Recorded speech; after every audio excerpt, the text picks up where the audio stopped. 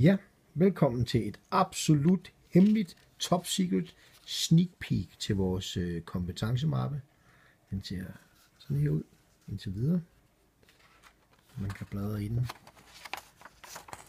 Og her på side 2, hvem I kan se det, der kan man krydse af, hvad det er for kurser, man har fået.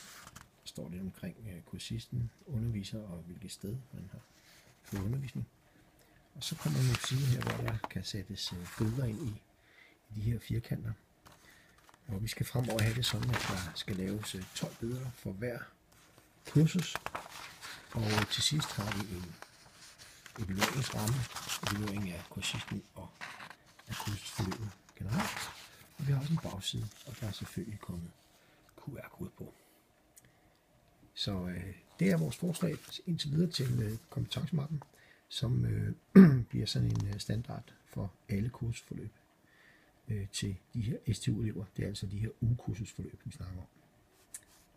Ja, det var det. Hej.